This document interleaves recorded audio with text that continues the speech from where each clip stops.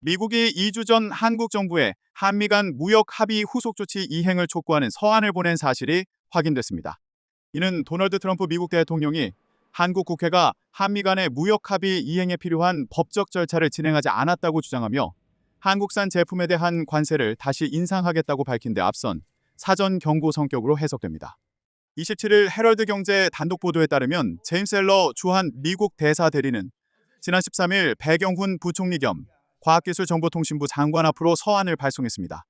해당 서한에는 지난해 11월 발표된 한미 공동 팩트시트에 담긴 무역 분야 합의 사항의 이행 상황을 논의하자는 내용이 담겼습니다. 서한에는 조현 외교부 장관과 김정관 산업통상자원부 장관, 주병기 공정거래위원장도 수신 참고인으로 포함된 것으로 알려졌습니다.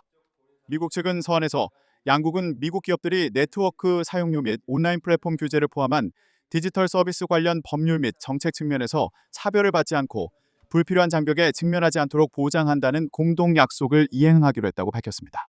특히 앱마켓, 온라인 플랫폼, 지도, 디지털 광고, 전자상거래, 클라우드 서비스 전반에서 미국 기업이 불리한 대우를 받지 않아야 한다고 강조했습니다. 미국은 또 미국 기업과 경영진이 차별적인 형사 책임이나 여행 제한을 받지 않도록 하는 것이 중요하다며 합의 내용을 준수해 미국 디지털 기업들이 과도한 부담을 지지 않도록 해야 한다고 요구했습니다. 앞서 한미 양국은 지난해 10월 29일 경주에서 열린 정상회담 이후 11월 13일 공동 팩트시트를 통해 안보 무역 분야 합의 내용을 발표했습니다. 당시 한국이 3,500억 달러 규모의 대미 투자를 약속하는 대신 미국은 한국산 자동차 등에 대한 관세를 인하하기로 합의했습니다. 미국은 한국 국회에 관련 특별법이 제출되면 해당 월의 1일자로 소급 적용해 관세를 인하하기로 했습니다. 이에 따라 더불어민주당은 지난해 11월 26일 대미 투자 특별법을 발의했고 미국도 같은 해 12월 4일 한국산 자동차 관세를 15%로 소급 인하했습니다. 그러나 현재까지 해당 법안은 국회를 통과하지 못한 상태입니다.